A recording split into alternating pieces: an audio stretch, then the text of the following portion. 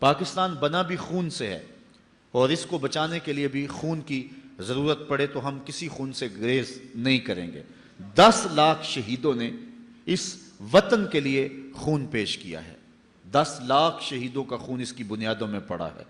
میں اس شخص کو کبھی بھول نہیں سکتا جس نے خود مجھے یہ کہانی سنائی، آج بھی زندہ ہے، گو بڑھاپے کی اس عمر میں ہے کہ اب آنا جانا معطل ہو گیا ہے۔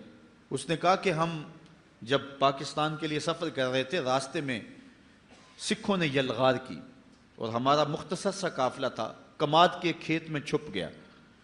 باہر سکھ بو سونگھ رہے تھے کہ شاید یہاں کوئی چھپا نہ ہو۔ ہم نے اپنے دم جو ہیں وہ دبائے ہوئے تھے۔ ایک چھوٹا سا بچہ تھا جو کماد کے اس کھیت میں گرمی کی شدت کی وجہ سے روتا تھا، تو سارے لوگ اس کی ماں کو گھورتے تھے، تو اس کی ماں نے اپنے ہاتھوں سے اپنے بیٹے کا گلا دبا دیا۔ یہ کوئی تماشا نہیں ہے، پاکستان کتنے لوگوں کے خون پر مارز وجود میں آیا۔ میں ایک شخص کی کہانی پڑھ رہا تھا، وہ کہتا میں ایک کھیت میں چھپا تھا اور پیچھے سے سکھ اور آگے ستلج کا دریا تھا، اور میں نے سوچا کہ مجھے تیرنا تو آتا نہیں، لیکن کوئی لکڑی پکڑ کر کے میں دریا کے اندر داخل ہو جاؤں، اگر بچ سکا تو بچ جاؤں گا، نہیں تو سکھوں کی تلوار کا شکار تو نہیں ہوں گا، موج دریا میری قبر بن جائے گی۔ وہ کہتا ہے کہ جب میں دریا میں ایک لکڑی لے کر چھلانگ لگائی تو میں نے دیکھا کہ بہت سارے لوگ جو ہیں وہ دریا میں تھے، اور میں نے کہا شاید یہ بھی چھلانگیں لگا کے تیر رہے ہیں، لیکن جب میں نے دیکھا تو سارا دریا لاشوں سے بھرا ہوا تھا۔ میں ان میں سے ایک زندہ تھا جو اس لکڑی پہ تیر رہا تھا، باقی ساری لاشیں جو ہیں وہ دریا میں بہہ رہی تھیں۔ پاکستان کی طرف آنے والے جتنے بھی راستے تھے، گرداسپور، امرتسر، ہوشیارپور یا جتنے بھی علاقے تھے، راستے میں کوئی کنواں ایسا نہیں تھا جس میں مزید لاشوں کے گرنے کی گنجائش موجود ہو۔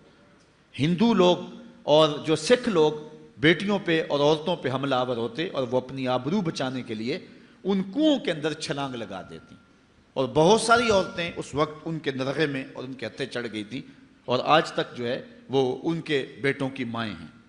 کچھ وقت قبل پاکستان کا ایک فوجی انڈیا کا بارڈر کراس کر جاتا ہے کشمیر کی جانب سے، وہاں کے مقامی لوگوں کو پکڑ لیا اور سمجھا کہ یہ کوئی سمگلر ہے، گھر میں قید کر دیا کہ صبح ہوگی تو اپنی ملٹری کے سپرد کریں گے۔ وہ کہتا ہے کہ میں کمرے میں قید تھا کہ رات کا پچھلا پہر ہوا تو مجھے ایک سایہ سا دکھائی دیا، میں نے نظر اٹھا کے دیکھا تو ایک بوڑھی عورت کھڑکی پہ کھڑی تھی اور بڑے غصے اور نفرت سے میری جانب گھور رہی تھی۔ میں نے اٹھ کے کہا کہ کیا ماجرا ہے؟ تو اس نے بڑے غصے سے کہا ہم نے تمہیں پاکستان اس لیے بنا کے دیا تھا کہ وہاں تم سمگلنگ کرو۔ کہتے ہیں میں نے اس کو کہا پہلی بات تو یہ ہے کہ میں سمگلر نہیں ہوں، میں فوجی ہوں، دوسری بات یہ ہے کہ پاکستان تم سکھوں نے کب بنایا تھا؟ تم نے تو پاکستان بنتے ہوئے جو قیامت توڑی تھی وہ ہم بھول نہیں سکتے۔ ماؤں کی گود سے بچے چھین کر سیک کر پان کی نوک پہ چڑھاتے اور پھر ان کو پٹک کے زمین پہ مارتے اور بچے کا پیٹ پھٹ جاتا اور ہڈیاں ٹوٹ جاتی، لیکن ماں کیا کہتی؟ پاکستان کا مطلب کیا؟ لا الہ الا اللہ۔ تو کہا تم نے تو اس وقت بڑے غضب ڈھائے تھے، تم نے پاکستان کب بنایا تھا؟ تو اس خاتون نے جو جواب دیا وہ سنو۔ اس نے کہا کہ جب پاکستان بنا تو اس وقت بہت ساری بیٹیاں اٹھا لی گئیں، ان بد نصیب عورتوں میں سے ایک میں بھی ہوں، اور اب ان کے بیٹوں کی ماں ہوں۔ میں تجھے ایک بات کہتی ہوں، اگر تمہارا کسی طرح چھٹ کے پاکستان جانا ممکن ہوا تو پاکستانی قوم کو یہ میرا پیغام دے دینا، وہ یہ کہ پاکستان اتنا مقدس ملک ہے، اس سے کوئی غداری اور بے وفائی نہ کرے، خیانت نہ کرے۔ میرے بچوں کو جب بخار آتا ہے تو میں پاکستان کا نام لے کے دم کر دیتی ہوں، اللہ شفا عطا فرما دیتا ہے۔ یہ اتنا معزز اور اتنا معتبر ملک ہے، تو یہ پاک دھرتی ہے، یہ مقدس جگہ ہے۔ مدینہ طیبہ اور حرمین کے بعد مقدس ترین جگہ جو ہے ہم پاکستان کو سمجھتے ہیں، اور یہ وہ سرزمین ہے کہ جس نے اسلام کی نشہ ثانیہ کے لیے بنیادی پلیٹ فارم بننا ہے۔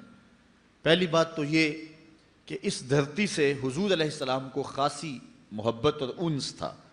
ایک روایت جس کو امام حاکم نے اپنی مستدرک میں روایت کیا ہے کہ آقا کریم علیہ السلام کو اس دھرتی سے، اس جگہ سے جو پیار کی کہانی ہے، اس کو حضرت اقبال نے ایک جگہ بیان کیا کہ میرے عرب کو آئی ٹھنڈی ہوا جہاں سے، میرا وطن وہی ہے، میرا وطن وہی ہے۔ تو حضرت علی روایت کرتے ہیں اطیب ریح فی الارض الہند، سب سے مقدس خوشبو جو محسوس کی گئی وہ ہند کی خوشبو تھی، سب سے زیادہ طیب اور ستھری، اور یقیناً اس دھرتی سے ہی غزوہ ہند لڑا جائے گا، جس کی بشارت میرے اور آپ کے آقا و مولا حضور نبی رحمت صلی اللہ علیہ وسلم نے دی۔ کتب احادیث کے اندر کتاب الجہاد میں باب و غزوۃ الہند موجود ہے، جس میں مختلف احادیث میں مختلف اصحاب سے مروی روایات موجود ہیں، اور ان میں اس غزوے کی بشارت دی ہے، بلکہ اس کو بہترین غزوہ قرار دیا گیا ہے۔ حضرت ابو ہریرہ رضی اللہ تعالیٰ عنہ فرماتے ہیں وعدنا رسول اللہ صلی اللہ علیہ وسلم غزوۃ الہند، حضور علیہ السلام نے ہم سے غزوہ ہند کا وعدہ فرمایا ہے۔ اور اب حضرت ابو ہریرہ کے اپنے لفظ سنیے، فَإِنْ أَدْرَكْتُهَا أُنْفِقُ فِيهَا نَفْسِي وَمَالِي، کہا اگر میں اس غزوے کو پالوں تو میں اپنا سارا مال اور جان قربان کر دوں، اور اگر وَإِنْ قُتِلْتُ كُنْتُ أَفْضَلَ الشُّهَدَاء، اور اگر میں شہید کر دیا جاؤں تو پھر میں افضل الشہداء کہلاؤں۔ یہ حضرت ابو ہریرہ رضی اللہ تعالیٰ عنہ کی آرزو ہے۔ اور دوسری روایت حضرت ثوبان مولا رسول اللہ صلی اللہ علیہ وسلم، حضور کے غلام حضرت ثوبان سے مروی ہے، قال رسول اللہ صلی اللہ علیہ وسلم، کہتے ہیں رسول کریم صلی اللہ علیہ وآلہ وسلم نے ارشاد فرمایا اصابتان من امتی احرزہم اللہ من النار، میری امت کے دو گروہ ہیں جن کو اللہ نے جہنم کی آگ سے آزاد کر دیا ہوا ہے۔ وہ دو گروہ کون کون سے ہیں؟ اصابت تغزو الہند و اصابت تکون مع عیسی ابن مریم، کہا ایک وہ گروہ جو ہند میں غزوے میں شامل ہوگا، اور دوسرا وہ گروہ کے جو حضرت عیسیٰ علیہ السلام کے ساتھ دجال کے مقابلے میں لڑے گا۔ ان دو گروہوں کو اللہ نے جہنم کی آگ سے آزاد کر دیا ہوا ہے۔ میں فیصل آباد میں گفتگو کر رہا تھا تو مجھے ایک نوجوان نے کہا کہ یہ غزوہ کیسے ہوگا؟ غزوہ تو وہ ہوتا ہے جس میں حضور شریک ہوں، تو جس میں حضور شریک نہیں ہوتے تھے تو ان جنگوں کو سریہ کہا جاتا تھا، تو یہ غزوہ کیسا ہوگا جب کہ قرب قیامت میں ہوگا؟ تو میں نے کہا یہ غزوہ اس معنی میں ہوگا کہ حضور علیہ الصلوۃ والسلام کی روحانی تائید اور آقا کریم علیہ الصلوۃ والسلام کی روحانی شرکت اس غزوے میں ہوگی، اور حضور خود قیادت فرمائیں گے۔ اور آقا کریم علیہ الصلوۃ والسلام نے اس وطن کے ساتھ اپنی محبتوں کو، اپنے پیار کو کئی مواقع پہ ظاہر فرمایا ہے۔ جن دنوں کے اندر 65 کی جنگ لڑی گئی ہے، کچھ لوگ جو مدینہ المنورہ میں حضور کے روضے کے آس پاس جھاڑو دیتے ہیں، انہوں نے باقاعدہ خواب دیکھے جو بعد میں بیان کیے اور پاکستان کے مختلف جرائد اور اخبارات میں چھپے کہ 5 لوگ مواجہ شریف سے روضہ انور سے نکل رہے ہیں اور جنگی لباس پہنا ہوا ہے۔ تو عرض کی گئی، انہوں نے کہا کہ حضور آپ اس وقت ہنگامی حالات میں کہاں جا رہے ہیں؟ تو ارشاد فرمایا کہ پاکستان پر انڈیا نے حملہ کر دیا، میں مدد کے لیے جا رہا ہوں۔ اور پھر یہ بات پاکستان کی عسکری تاریخ کا عجوبہ ہے کہ صرف 30 سیکنڈ کے اندر، آدھے منٹ کے اندر 65 میں ہم نے انڈیا کے 3 جہاز گرائے تھے۔ صرف 30 سیکنڈ کے اندر 3 جہاز مار گرائے تھے۔ کیا یہ ہماری توپوں کا کمال تھا یا محمد عربی کی نگاہوں کا کمال تھا؟ اس لیے میں کہتا ہوں کہ پاکستان جو ہے یہ مٹنے کے لیے مارز وجود میں نہیں آیا، حضور کی نگاہ فیض سے قیامت تک قائم رہنے کے لیے مارز وجود میں آیا۔ پاکستان ابھی دودھ پیتا بچہ تھا کہ انڈیا نے سازشیں شروع کر دیں، لیکن اتنا طویل عرصہ ہو گیا، آج ہم 64واں آزادی کا جشن منا رہے ہیں۔ گو اس وقت پاکستان جس حالت میں ہے یہ پریشان کن حالات ہے، لیکن پھر بھی اللہ کا کرم ہے کہ آزاد ہے۔ وہ کیا کسی نے کہا تھا کہ ہر چند بگولا مضطر ہے، ہر چند یہ خاک آباد سہی، ایک وجد تو ہے ایک رقص تو ہے، بے چین سہی برباد سہی۔ جو بھی ہیں ہم آزادی کی سانس تو لے رہے ہیں، لیکن اس وقت سے لے کر 64 سال ہوئے پاکستان کے خلاف داخلی اور خارجی سازشیں ہو رہی ہیں۔ عالمی غنڈے پاکستان کے وجود کو مٹانے کے لیے کوشاں ہیں، لیکن اللہ کے فضل سے دنیا کے خطے پہ آج بھی پاکستان موجود ہے۔ یوگوسلاویہ کی آپ پوزیشن دیکھیں، دنیا کی 5ویں بڑی آرمی تھی، لیکن جب عالمی طاقتوں نے اس کو برداشت نہ کیا تو 3 سال کے اندر اس کو ٹکڑوں میں بانٹ کے رکھ دیا۔ یوگوسلاویہ 3 سال کا جھٹکا نہیں سہ سکا، اور پاکستان 64 سالوں سے جو ہے وہ چرکے سہ رہا ہے۔ اور یہ جو 10-11 سال ہو گئے ہیں جب سے وہ بدبخت ڈکٹیٹر مشرف آیا ہے، اس وقت سے لے کر آج تک پاکستان کے خلاف غیر اعلانیہ اور کھلی جنگ جاری ہے، لیکن اس کے باوجود پاکستان اللہ کے فضل سے اپنے پاؤں پہ کھڑا ہے اس لیے کہ اس پاکستان کو حضور علیہ الصلوۃ والسلام کی تائید اور حضور علیہ الصلوۃ والسلام کی نظر عنایت حاصل ہے، اور پاکستان کو دنیا کے خطے پہ مٹایا نہیں جا سکتا۔ ابھی قاری صاحب بتا رہے تھے کہ وہ انڈیا میں کوئی لڑکی حرزہ سرائی کر رہی ہے کہ ہم پاکستان کو توڑ دیں گے، وہ تو اس دن نہیں کہتے تھے جس دن پاکستان بنا تھا، وہ کہتے ہیں یہ چند دنوں کی بات ہے، یہ ہماری جھولی میں آ گرے گا پاکستان پکے ہوئے پھل کی طرح، اور ہم سے بھیک مانگیں گے یہ لوگ۔ لیکن 64 سال ہو گئے، ان کی آرزو نہیں پوری ہوئی۔ وہ آج بھی اکھنڈ بھارت کی بات کرتے ہیں، انہوں نے پاکستان کو قبول نہیں کیا ہے، اور آج بھی ان کے جو گماشتے ہیں اور ان کے جو پیروکار ہیں آج بھی وہ دو قومی نظریے کی مخالفت کرتے ہیں، مختلف فورم پہ، مختلف آرٹیکل میں اور مختلف مقامات پر جو ہے یہ بات کہی جا رہی ہے کہ پاکستان کو بننا ہی نہیں چاہیے تھا۔ ہمارے پاکستان کے چوٹی کا سیاستدان جس کے آگے حکومتیں ہاتھ جوڑتی ہیں ہر دور کے اندر، وہ کراچی سے جو ہے وہ گیا انڈیا میں، اور جا کے وہاں اس نے کہا کہ پاکستان بننا تاریخ کی سب سے بڑی غلطی تھی۔ لیکن پاکستان کے آیان سلطنت اور حکومتیں ان کو کوئی ہوش کے ناخن نہیں ہیں، بلکہ اپنی حکومتوں کو مستحکم کرنے کے لیے پاکستان کی بنیادوں سے کھیلتے ہیں۔ پاکستان کا جو قانون ہے اس کے آرٹیکل 62 اور 63 کے اندر لکھا ہوا ہے ہر وہ شخص جو پاکستان کی بنیادی اساس سے اتفاق نہیں رکھتا اس کو پاکستان میں الیکشن لڑنے کا حق نہیں ہے، لیکن وہ لوگ ہی دوبارہ منتخب ہو کر کے آ جاتے ہیں۔ وہ شخص بھی جس نے کہا تھا ہم پاکستان بننے کے گناہ میں شریک نہیں ہے، آج منزل انہیں ملی جو شریک سفر نہ تھے، آج منزلیں ان کا مقدر ہوئی ہیں، اور وہ پاکستان کی تقدیر سے جیسے چاہتے ہیں کھیل سکتے ہیں اور کھیل رہے ہیں۔ لیکن میں یہ بات آپ کو بتاتا ہوں، انڈیا کے مختلف لوگ ان کے سینوں کے اندر قہر و غضب بھرا ہوا ہے کہ ہم مٹا دیں گے، توڑ دیں گے، ٹکڑے کر دیں گے، یہ نوالے کا ٹکڑا مانگے گی ہم سے، کیا کچھ ان کے چینل پہ روز ہوتا ہے، اور وہ کیا کچھ پاکستان کے خلاف زہر نہیں ہوا ہے۔ ہم تو محبت کی پینگیں بڑھاتے ہیں اور ہم ان کے ساتھ تجارت کرنے کے لیے بےتاب ہیں، لیکن ان کی پوزیشن دیکھیے، ان کے جو ہے وہ ٹی وی اینکر دیکھیں، ان کے جو ہے وہ صحافی دیکھیں، ان کے قوم کے لوگ دیکھیں، اور وہاں کے جو ہے وہ دو قومی نظریے کے مخالفین جو ہے وہ کلمہ گو ہیں ان کو بھی دیکھ لیں۔ یہ پچھلے دنوں کے اندر ایکسپریس کے اوپر جو ہے وہ ایک انٹرویو جاری کیا گیا تھا اسد مدنی کا، اس کو آپ دیکھیں، جو ہے وہ نیٹ پہ جائیں اور جا کے ایکسپریس سے اس کے نام پہ لکھیں اور دیکھیں کہ اس نے کیا جو ہے وہ کہا ہے اور پاکستان کے بننے کی کیسے مخالفت کی ہے۔ وہ پوری ہندوستانی قوم وہ کس طرح پاکستان کے خلاف زہر اگل رہی ہے، اور ہم ان سے دوستی کا ہاتھ بڑھانے کے لیے بے چین ہیں۔ ہم اس کو بڑا بھائی سمجھتے ہیں اور اس کے ساتھ ہم تعلق رکھنا چاہتے ہیں۔ جب تک ہم دشمن کو دشمن نہیں سمجھیں گے اتنی دیر تک جو ہے وہ اپنے آپ کو مضبوط نہیں کر سکیں گے۔ باقی یہ بد نصیب لوگ، ان لوگوں کا مقدر، ان لوگوں کی قسمت ہی نہیں ہے کہ پاکستان کو آگے لے کے جائیں۔ انشاءاللہ وہ وقت آئے گا کہ پاکستان میں صالح قیادت آئے گی، پھر پاکستان کے اندر ہر طرح کے وسائل اللہ تعالیٰ جل شانہ اس طرح کھڑے کر دے گا کہ جس طرح جو ہے وہ پانی کی طرح بہا دیے جاتے ہیں۔ پاکستان کے اندر اللہ کے فضل سے، یہ ڈاکٹر سمر مبارک کا بیان تھا کہ اتنا کوئلہ ہے، ہم 500 سال تک قوم کو انرجی فراہم کرتے رہیں بجلی سمیت، تو 500 سال تک جو ہے وہ کوئلہ ختم ہونے کا نام نہ لے۔ اس طرح بہت کچھ ہے جو پاکستان کے پہاڑوں میں معدنیات کی صورت میں رکھا ہوا ہے۔ اللہ تعالیٰ نے ہمیں سبز زمینیں دی ہیں، پہاڑ دیے ہیں، دریا دیے ہیں، چاروں موسم دیے ہیں۔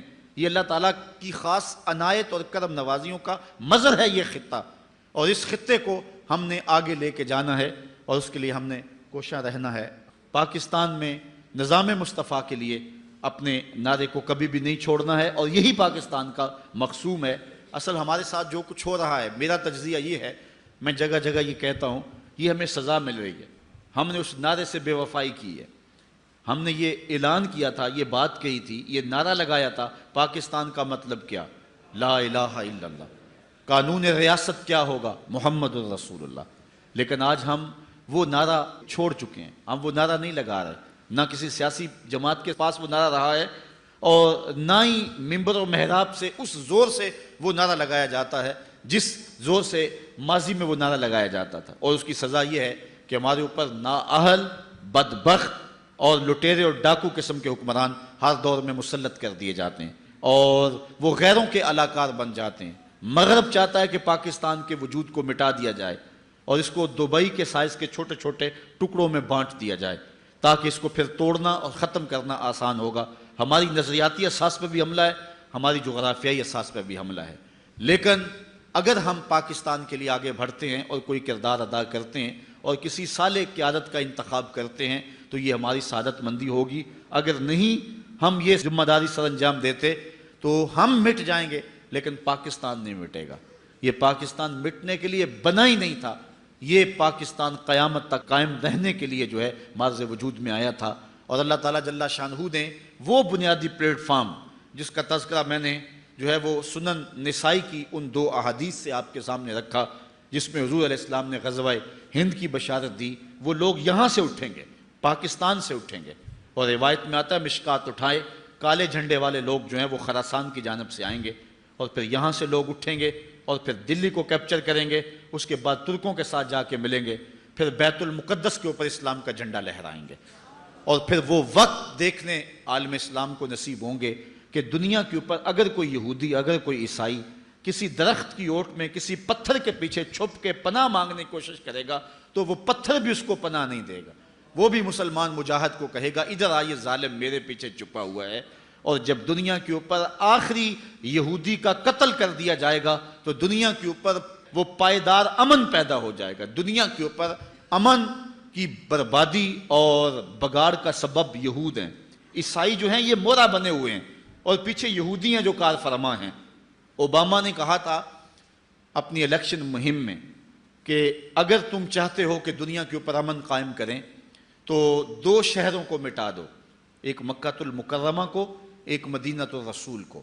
تو میں نے اس وقت کہا تھا, جو میری نحیف اور کمزور آواز ہے, جگہ جگہ کہا تھا, آپ کے ڈسکے میں بھی کہا تھا, میں نے کہا تھا دنیا کے اوپر امن کی ضمانت یہ 2 شہر ہیں, یہ بلد الامین اور یہ شہر رسول, جہاں جانور کو شکار کرنا بھی جائز نہیں ہے.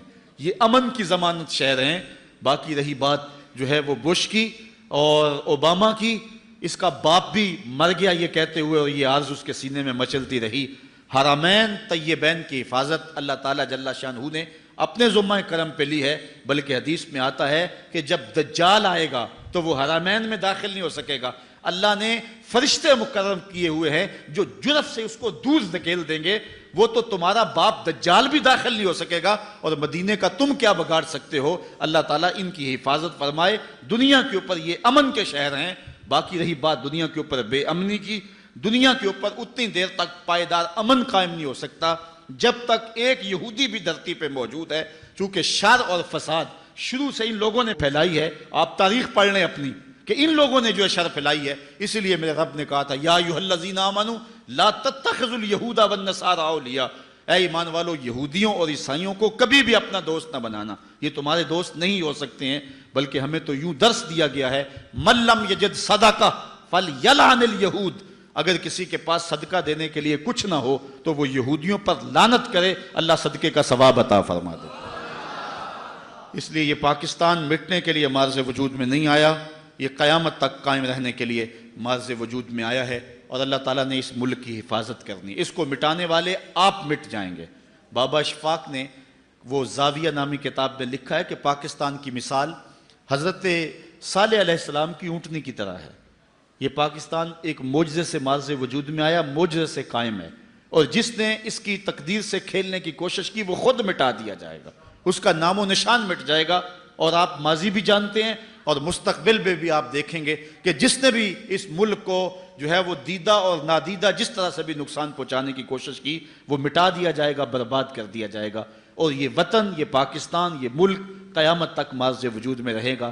انڈیا کو بڑا شوق ہے کہ آج میری پشت کے اوپر امریکہ کا ہاتھ آ گیا ہے اور جو میں چاہوں کر لوں, وہ ہمیں آنکھیں دکھا رہا ہے. اور اس کی دوسری جو ہے وہ آشیروادی اور اس کی خوشی کا سبب یہ ہے کہ پاکستان کے اوپر جو تخت و تاج کے مالکان بیٹھے ہوئے ہیں وہ انتہائی بزدل اور کمزور ہیں. اور جو ہے وہ پاکستان کے اندر تیسرا دہشت گردی کا ایک جو نیٹ ورک را, موساد اور راما نے پھیلایا ہوا ہے, اس کی وجہ سے جو ہے وہ پاکستان کے اندر ایک شر انگیزی ہے, فرقہ واریت کی آگ جل رہی ہے. اس لیے یہ وہ آئیڈیل حالات سمجھتا ہے پاکستان کو جو ہے وہ مٹانے کے لیے. سب سے بڑا ڈر اس کو ہمارے ایٹم بم سے ہے. اور اللہ تعالیٰ نے ہمیں جو میزائل سسٹم دیا ہے, حضور علیہ السلام نے فرمایا تھا کہ جو ہے وہ تمہاری طاقت تیروں سے ہے, اور اس دور کے سب سے بڑے تیر جو ہیں وہ میزائل ہیں. اور پوری دنیا کے اوپر یہ بات میں آپ کو بتاؤں, جھکنے کی یہ ہمارے حکمران تو بے غیرت ہیں, یہ تو جو ہے وہ بدبخت اور بد نصیب اور بزدل اور مغرب کے ایجنٹ ہیں, اس لیے یہ بات نہیں کرتے. اللہ نے پاکستان کو جو میزائل سسٹم دیا ہوا ہے، یہ میں آپ کو بتاؤں، اللہ بھلا کرے ڈاکٹر قدیر کا، اللہ بھلا کرے ڈاکٹر سمد مبارک اور ان لوگوں کا جنہوں نے پاکستان کو مضبوط کیا۔ ان حالات کے اندر یہ کیوں پاکستان کے اوپر حملہ نہیں کرتے ہیں؟ پاکستان کا جو میزائل سسٹم ہے اللہ کے فضل پہ دنیا کا سب سے فاسٹ سسٹم ہے، اور اتنا فاسٹ سسٹم کسی ملک کے پاس موجود نہیں ہے، میزائل سسٹم جو پاکستان کے پاس موجود ہے۔ یہ پاکستان کی طرف آنکھ اٹھا کر دیکھے تو صحیح، ہم یہاں سے فائر کریں گے تل ابیب کے پٹکتے اڑا کے رکھ دیں گے انشاءاللہ، یہاں سے فائر کریں گے انڈیا کے ٹکڑے ٹکڑے کر کے رکھ دیں گے، وہ اپنے مضبوط بنکروں کے اندر بھی مضبوط نہیں رہیں گے، انہیں پتہ ہے اس بات کا۔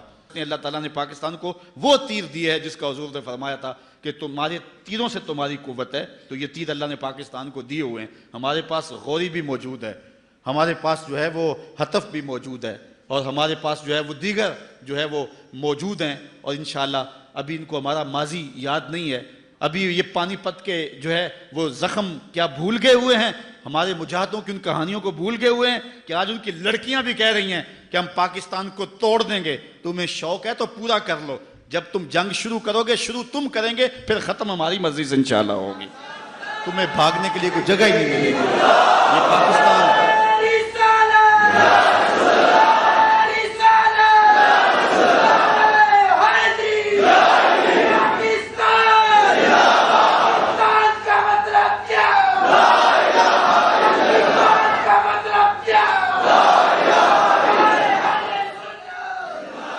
پاکستان اللہ کی نشانیوں میں سے ایک نشانی ہے۔ اس ملک کی قدر کرو، اس کی مٹی کو پاکیزہ جانو، اور اس ملک کے ساتھ جو ہے خیانت کا ارتکاب نہ کرنا، اور جو شخص اس ملک کے ساتھ خیانت کرے گا برباد کر دیا جائے گا۔ اللہ تعالیٰ جل شانہ میرے وطن کی حفاظت فرمائے، میرے ملک کے چپے چپے کو اپنی حفاظت اور اپنی امان میں رکھے، اور انشاءاللہ اللہ کے فضل سے یہ ملک خیر سے رہے گا۔ اللہ تعالیٰ نے ہمیں مضبوط آرمی عطا فرمائی ہوئی ہے، ہم ایٹمی صلاحیتوں سے مالا مال ہیں، ہمارے پاس جو ہے وہ جدید میزائل سسٹم موجود ہے، اور سب سے بڑھ کے بات اللہ تعالیٰ نے ہمیں حرارت جذبوں کی جو دی ہے، یہ کسی قوم کے پاس نہیں ہے۔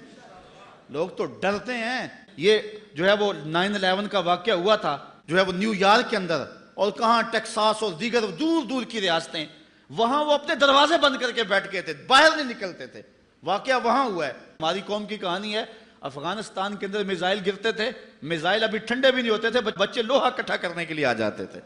یہ جذبے ہیں ان قوموں کے اندر، یہ تیروں سے، یہ تلواروں سے نہیں ڈرتے، یہ جو ہے وہ موت سے نہیں ڈرتے، یہ حضور علیہ السلام کے نام پہ سب کچھ قربان کرنے کے لیے تیار ہیں۔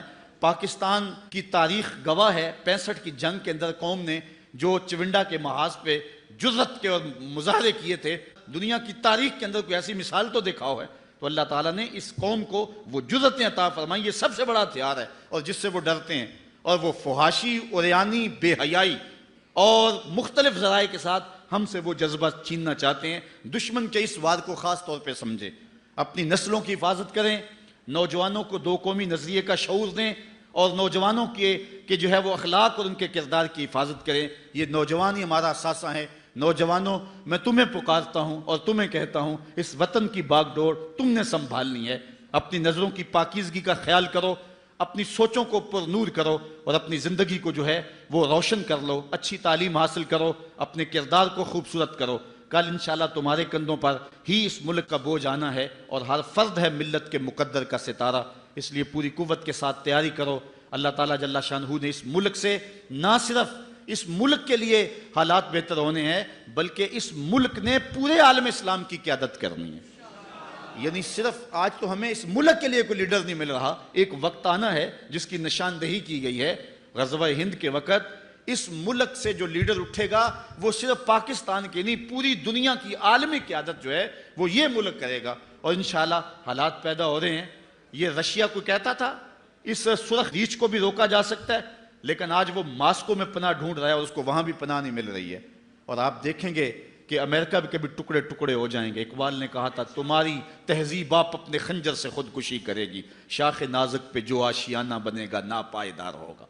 جو اس شاخ پہ آشیانہ بنتا وہ ہمیشہ قائم نہیں رہتا۔ انڈیا کے بھی ٹکڑے ٹکڑے ہوں گے، دنیا کے اوپر اگر نام رہے گا تو میرے محمد عربی کا رہے گا۔